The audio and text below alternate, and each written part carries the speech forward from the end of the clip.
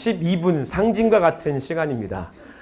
우리가 노아의 120년 말할 것도 없다고 말씀드렸고요. 12일 12시간도 우리가 주님 앞에 부끄럽죠.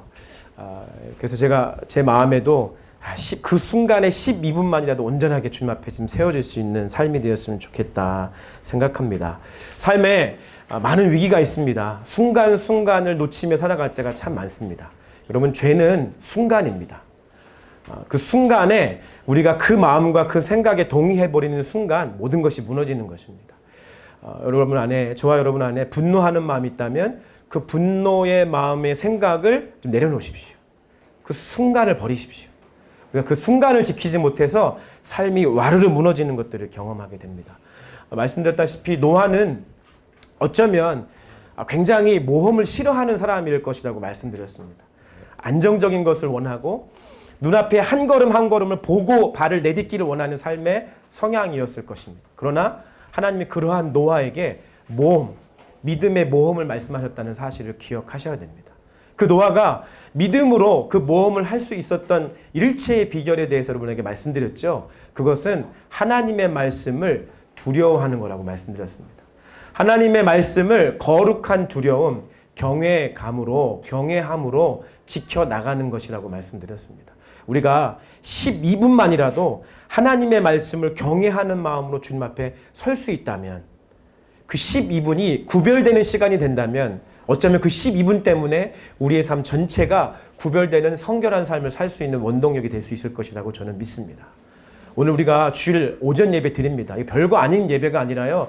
이 예배를 통해서 우리가 주님 앞에 고백하는 것은 주님, 앞으로 있을 일주일 동안에 나의 주어진 모든 삶의 시간들을 거룩하게 제가 구별하기를 원합니다라고 하는 우리의 믿음의 고백인 거예요.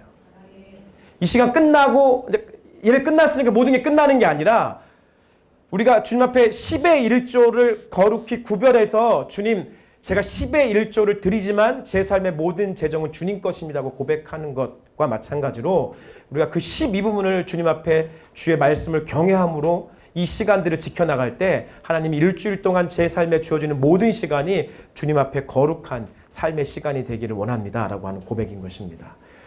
오늘 그러한 고백의 예배가 저와 여러분의 예배가 되기를 예수님의 이름으로 축복합니다.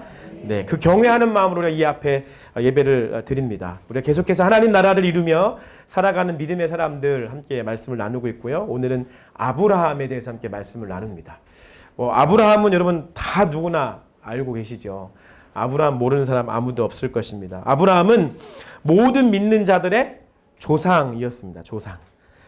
그래서 우리가 갈라디아 3장 7절 말씀에도 이렇게 우리에게 말씀하고 있습니다. 시작. 그러므로 여러분은 믿음에서 난 사람들이 바로 아브라함의 자손임을 아십시오.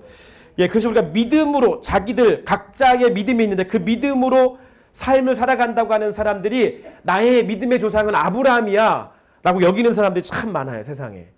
제가 통계를 한번 막 찾아봤어요. 그랬더니 유대인이 2천만 명 있고요. 기독교인이 전 세계에 24억 2천만 명이 있고요. 이슬람의 인구가 17억 300만 명이 있는데 이슬람이든 기독교인이든 유대인이든 다 똑같이 공통적으로 고백하는 것은 나의 믿음의 조상은 아브라함이야. 내 믿음의 조상은 아브라함이야 라고 고백하는 사람이 41억 4,300만 명이 전 세계에 있다는 거예요. 어마어마한 숫자죠. 그러니까 이 믿음으로 하나님 나라를 이루며 살아간 사람들의 절정은 아브라함에 걸쳐 있습니다. 아브라함. 오늘 이 아브라함의 말씀이 아마 하나님 나라를 이루며 살아간 믿음의 사람들의 마지막 시간이 될 텐데요. 이 아브라함의 믿음 어떤 믿음이었을까? 이 아브라함의 믿음이 어떠한 믿음으로 왔길래 하나님이 그로 말미암아 전 세계에 41억 4,300만 명의 사람들을 믿음의 후손으로 삼으셨을까? 한번 우리가 오늘 말씀을 통해서 우리가 알아보기를 소망합니다. 먼저 우리가 생각해야 될 것은요. 그 믿음은 유산으로 전해진다는 사실을 좀 기억하셔야 됩니다. 여러분 성경을 가만히 살펴보면 아브라함도 이 믿음의 유산을 받은 사람이었어요. 우리가 히브리서의 11장에 있는 말씀을 근거로 해서 해보면 첫 번째 누구를 봤죠? 우리가? 누구 봤어요? 누구의 믿음을 봤죠? 아벨의 믿음을 봤어요. 아벨의 믿음은 어떤 믿음이었어요? 의롭다 하심을 인정받는 믿음이었어요. 그 아벨의 믿음 이후에 에녹의 믿음을 봤죠. 에녹의 믿음은 하나님을 기쁘시게 하는 하나님과 동행하는 믿음이었죠. 노아의 믿음은 뭐였어요? 모험하는 믿음이라 했습니다. 이 모든 믿음의 그 조상들의 믿음이 아브라함에게도 그대로 흘러가는 것을 발견하게 됩니다. 그러면 아브라함 안에 있는 아벨의 믿음이 있어요. 로마서 4장 9절 시작. 우리가 말하기를 아브라함이 하나님을 믿으니 이것이 그에게 의로 여겨졌다라고 했습니다. 그러니까 아브라함 안에 이미 아벨의 믿음으로 의롭다 하심을 여겼던 그 믿음이 이 아브라함 안에 있었다는 거예요. 두 번째는 이 아브라함 안에 에녹의 믿음이 있는 거예요.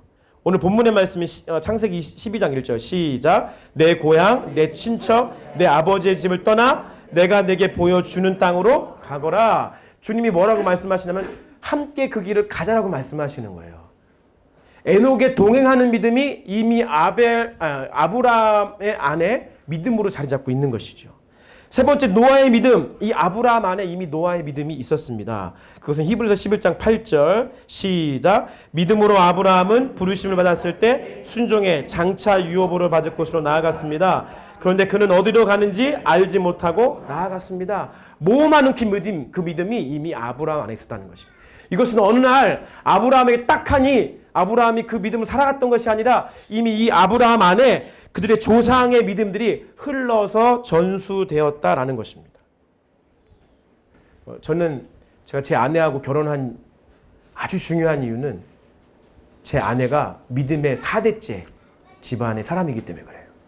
그러니까 제 아내의 어머니이신 박혜영 권사님, 제 아내의 외할머니, 제 아내의 외증조 할머니, 그러니까 제 아내가 믿음의 4대째고 희명이 지혜가 믿음의 5대째예요. 놀라지도 않네요. 당연하다고 생각하나 봐. 그 믿음의 5대, 4대째 내려오는 이것이 저희 집은 믿음의 가문의 이 역사가 굉장히 짧거든요.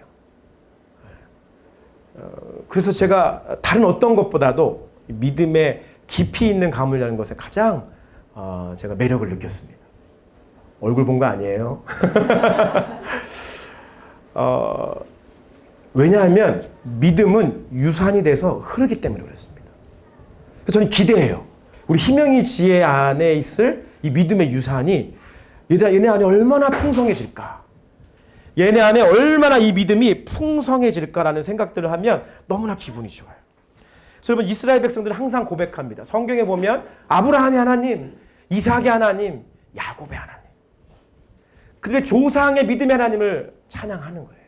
그래서 여러분 제가 권면하기는 여러분 강력히 제가 여러분을 특히 젊은이들에게 내가 독려하기는 믿음의 사람을 만나셔야 돼요. 믿음의 사람을 만나셔야 돼요. 지난주 말씀 봤죠? 노아의 때가 하나님 보시기에 가장 악한 때였는데 그 세상을 하나님께서 악을 지적하시기 전에 뭘 지적했다고요? 하나님의 아들들이 세상의 딸들과 결혼하는 것을 하나님이 먼저 지적하셨다는 사실을 기억하셔야 돼요. 믿음의 사람 만나셔야 됩니다. 믿음의 사람. 믿음은 유산이 돼서 흘러가거든요. 흘러가요. 여러분 어떤 믿음을 유산으로 전해 주시겠습니까? 여기에 이제 부모님들 계신데 부모님들은 어떤 믿음을 전해 주시고 싶으세요? 어떤 분들 보면 저도 그렇긴 하지만 이기적인 믿음을 가지고 있을 때가 참 많아요. 그 이기적인 믿음을 자녀에게 유산으로 물려주면 이기적인 믿음이 흘러가는 거예요. 그러나 진짜 오늘 우리가 믿음의 조상들을 보는 것처럼 아브라함이 그들의 조상에게 유업으로 전수받았던 것처럼 진짜 참된 믿음을 전해주셔야 돼요. 믿음으로 모험할 수 있는 것들을 보여주셔야 되고 하나님과 동행함으로 하나님을 기쁘시게 해드리는 믿음을 전해주셔야 되고 아벨처럼 그 믿음으로 살아가는 삶이 얼마나 의로운 삶인가. 그래서 이런 믿음은 행동하게 한다고 그랬잖아요.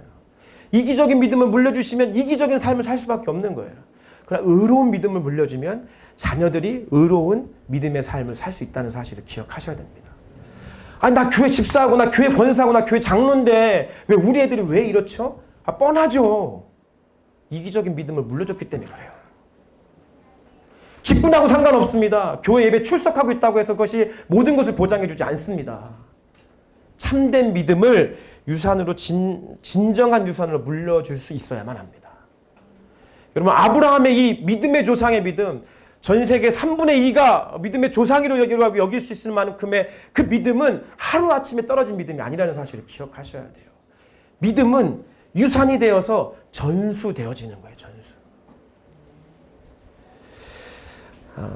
아벨의 믿음이 에녹에게, 에녹의 믿음이 노아에게, 노아의 믿음이 아브라함에게로 오늘 히브리서 말씀을 근거로 하면 흘러가고 있는 것들을 보게 됩니다.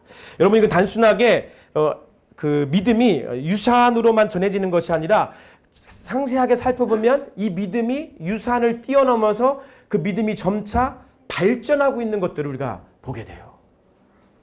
여러분, 아벨과 에녹의 믿음은 거의 개인적 삶의 신앙의 믿음이었어요.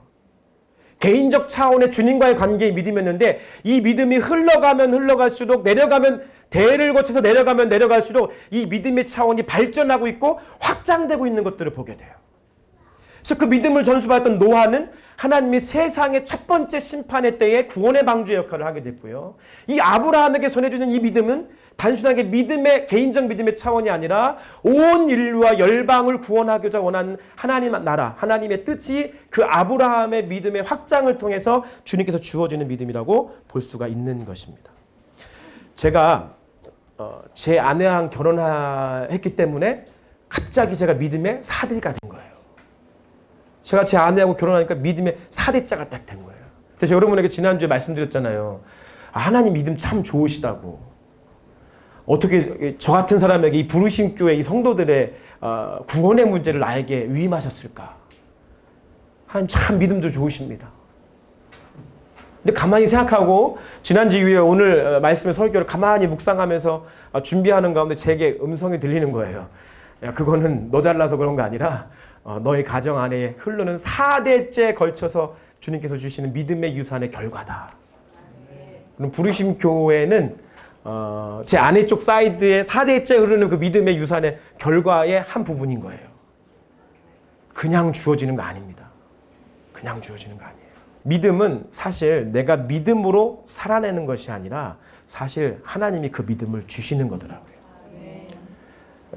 우리 집사님 권사님들 인생을 조금 믿음으로 사셨던 분들의 결국 고백은 그거예요. 내가 인생을 능동태로 사는 것 같았는데 내가 열심히 능동태로 내가 적극적으로 내가 능동적으로 사는 것 같은데 돌아보니까 내 인생은 능동태가 아니라 수동태였네. 돌아보니까 하나님의 은혜였네.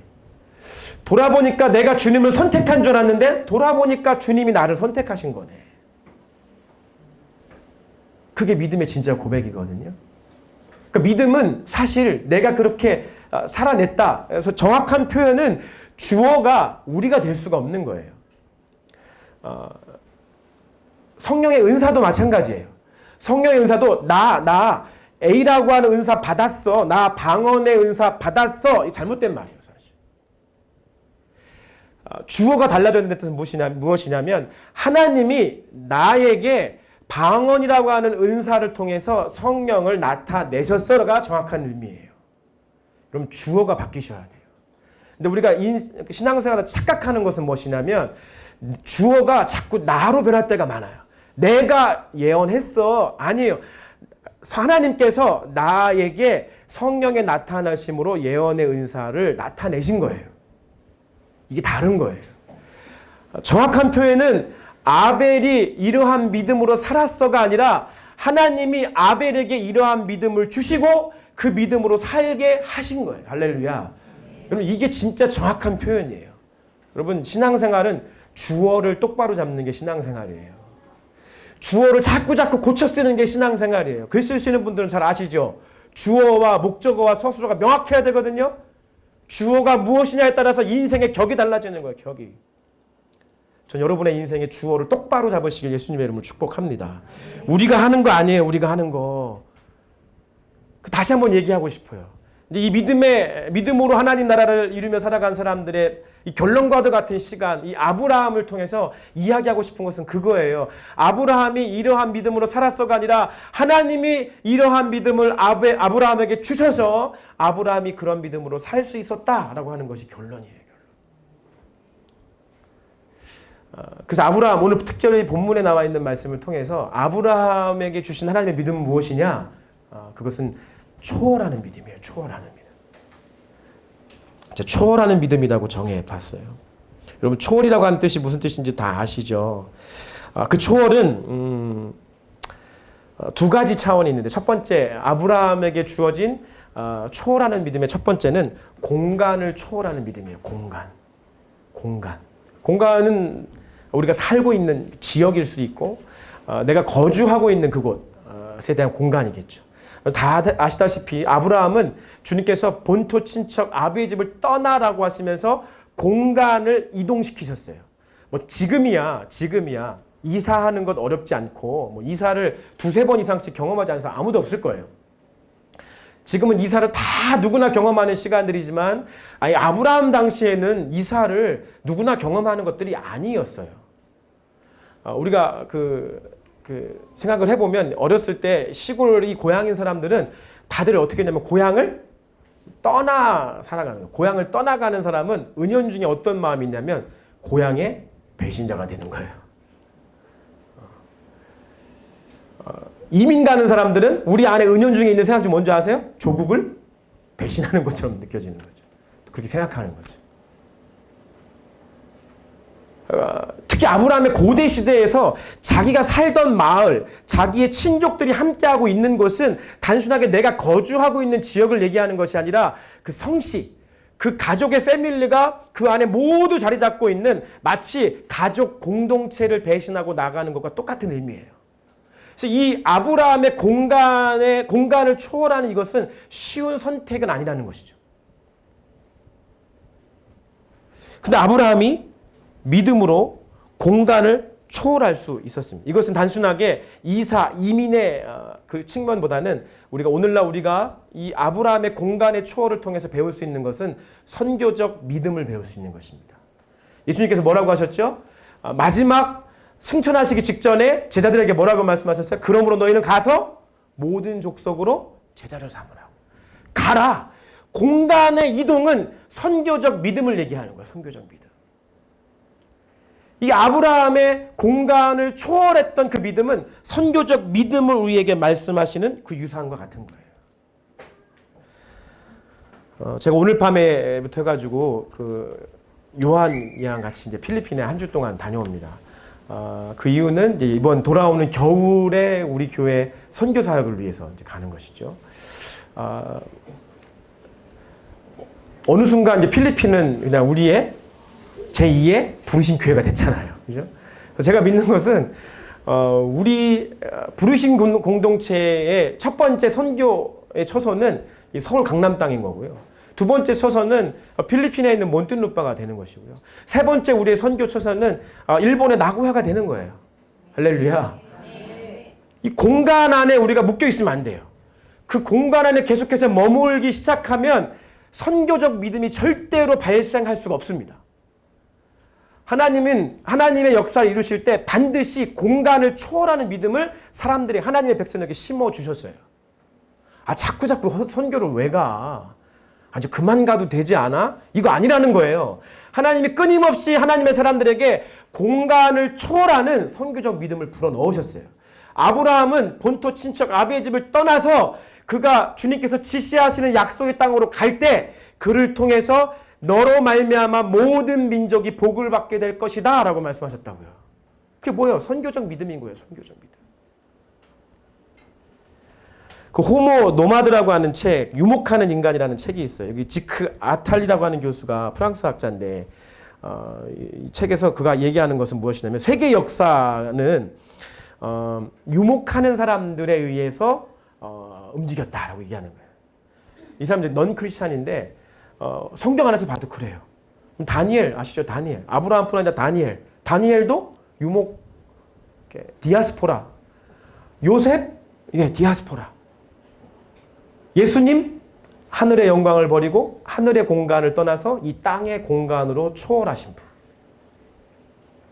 여러분 하나님의 역사는 하나님의 세계 경영은 유목하는 자들, 공간에 묶여있지 않는 자들에게 주어지는 특권입니다. 월세 사시는 분, 전세 사시는 분 예수님의 이름을 축복합니다. 네. 공간에 매여 계시면 안 돼요. 나 우리 집 생겼다고 좋아하지 마세요. 그 공간에 그때부터 매이는 겁니다. 우리는 끊임없이 새로운 공간으로 하나님 우리를 이주시키신다는 사실을 기억하셔야 됩니다. 그래서 그 호모노마드 유목하는 인간에 이렇게 보니까 제가 감동적인 부분 이런 부분이 있더라고요. 이 세상에서 가장 위험한 곳은 안주하는 곳이다. 이 세상에서 가장 위험한 곳이 어디냐면 여기가 좋사오니 주님 여기가 좋사오니 여기에 내가 초막을 짓고 주님을 보기를 원합니다라고 하는 그 안주하는 믿음이 그 안주하는 곳이 가장 위험한 곳이다 라고 말하는 거예요. 그래서 한번 오랜만에 또 한번 고백해야겠네요. 좌우 앞뒤에 계신 분에게 이렇게 이야기하겠습니다. 우리는 교회가 멀지 않습니다. 집이 먼 것뿐입니다. 시작. 교회가 멀지 않습니다. 집이 먼 것뿐입니다. 네. 우리는 교회가 멀지 않죠? 네, 집이 멀어서 공간을 초월하는 믿음은 아마 부르심 교회 믿음이 세계 최고일 거예요. 부르심 교회의 믿음이 아마 전 세계 최고의 초월하는 믿음일 거예요. 공간의 초월. 네. 저와 여러분이 공간을 파괴하고 나아가는 초월하는 믿음으로 살아가는 저와 여러분 되시길 예수님 이름으로 축복합니다. 두 번째는 하나님께서 아브라함에게 주신 믿음은 나이를 초월하는 믿음이었어요. 나이. 히브리서 11장 11절 시작. 믿음으로 아브라함은 비록 그 자신이 너무 늙고 살아도 단산됐지만 임신할 수 있는 능력을 얻었습니다.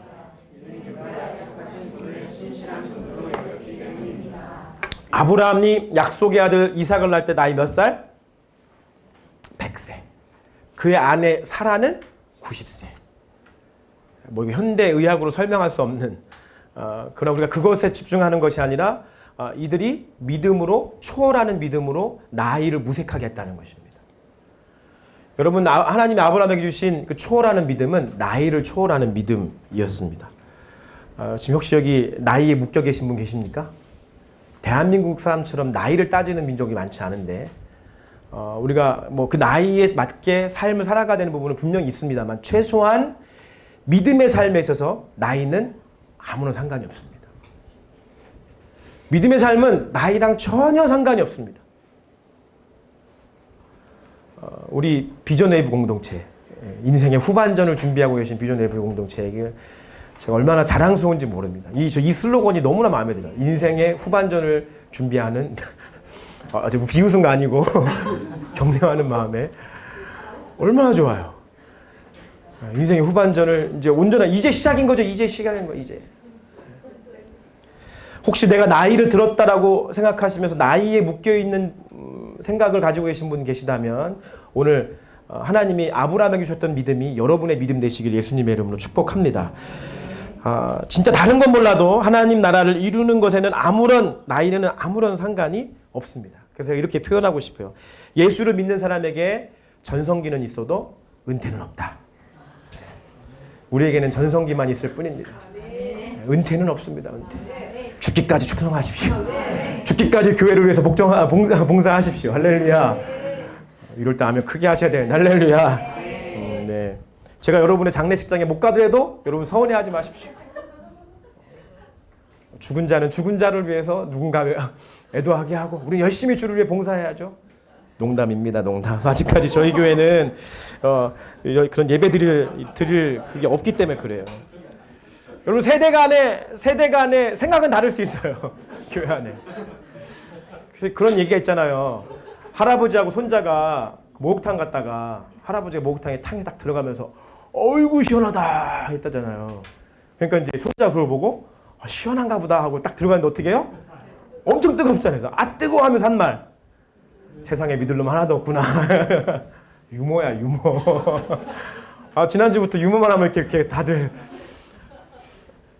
세대 간의 생각은 다를 수 있어요. 세대 간의 생각은 다를 수 있지만 그렇다고 해서 그 세대 간의 생각이 다르다고 해서 이 교회 안에서 그 나이 때문에 무언가 못하는 것은 절대 아니라는 사실을 기억하셔야 돼요.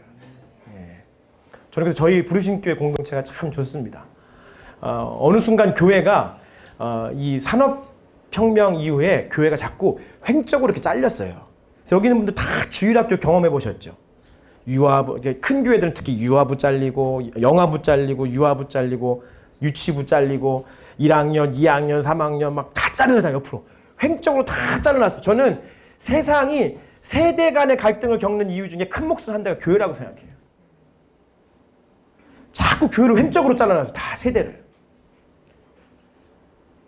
교회는 사실 종적으로 잘려야 돼. 이렇게 구분지어서 그룹을 만든다면 종적으로 잘려야 되는 것이라고. 아비 세대부터 어린 아이의 세대까지 함께 한 공간에서 한 시간들을 보내야 되는 거예요. 비록 여기 희명이 지혜가 목사가 하는 설교의 말씀을 이해하기 참 힘들다 할지라도 그 공간 안에 있으면서 그 말을 들으면서 배우는 거예요. 배우는 거. 그래서 어른들의 말을 교회를 어렸을 때부터 열심히 다니는 사람들은 국어를 잘해. 어렸을 때부터 교회 다니는 사람들은 음악을 잘해요. 왠지 아세요? 지금 우리가 좀 찬양이 단조로 가지만 모든 찬송가는 사성부로 돼 있어요. 그래서 옛날에 교회에는 막 유난히 그런 분들 계시잖아요. 남자분 중에 이렇게 베이스 하시는 분들 어디 중간중간 한 분 계시고 어디서 막 테너 막 부르시는 분도 계시고 어디서 막 알토 하시는 분들 계시고 이게 왜냐하면 교회 안에 그런 모든 세대들이 함께 있으면서 함께 어우러지면서 나이를 상관없이 함께 예배드리는 공간이 있었기 때문에 그래요. 근데 어느 순간 뭐 온 가족 예배 이렇게 해가지고 애들이 막 시끄러우니까 막 우니까 막 떠드니까 나가 저기 가서 그냥 있어. 축복해야 돼요. 아이들은 아이라는 것만으로 제가 축복해야 된다고 그랬잖아요. 같이 그 공간에 함께 어우러지면서 드려지는 예배가 전 다시 회복되어져야 된다고 믿는 사람입니다. 네. 교회는 나이를 초월하는 공간이 돼야 됩니다. 그래서 저는 이 사람을 참 위대하고 멋있는 사람이라고 생각합니다. 누구냐면 갈렙 장군입니다. 갈렙 장군. 갈렙 장군이 여호수아 14장 12절에 이렇게 고백하죠. 시작. 그날에 여호와께서 말씀하신 이 산지를 지금 내게 주소서. 당신도 그날에 들으셨거니와 그곳에는 아낙 사람이 있고 그 성읍들은 크고 견고할지라도 여호와께서 나와 함께 하시면 내가 여호와께서 말씀하신 대로 그들을 쫓아내리라니. 아멘. 지금 갈렙이 여호수아에게 얘기하는 거예요. 이 산지를 내게 달라고. 내가 이 산지를 내가 취하겠다고. 이때 갈렙의 나이가 몇 살인 줄 아세요? 85세예요. 85세. 이미 질대로 지어버린 갈렙 장군의 나이 85세에 여전히 그의 마음은, 그의 신앙은 용맹한 장수의 신앙이었어요. 그래서 아무도 올라가지 않는 그 땅을 향해서 내가 가서 그 땅을 취하겠습니다. 이 산지를 제게 주십시오. 제가 가서 그 땅을 취하겠습니다. 전 저와 여러분 안에 나이를 무색하게 하는 믿음의 용맹함, 나이를 초월하는 하나님 나라를 저와 여러분을 부르신 삶의 자리에서 나이를 초월해서 이룰 수 있는 그러한 진짜 살아있는 믿음의 사람, 주님의 하나님 나라의 백성 되시기를 예수님의 이름으로 축복합니다. 오늘 우리가 믿음의 절정을 이룬 아브라함의 믿음, 그 아브라함에게 주어진 믿음은, 하나님이 주신 믿음은 초월하는 믿음이었다. 그 초월하는 믿음이 저와 여러분의 믿음 되시기를 예수님의 이름으로 축원드립니다.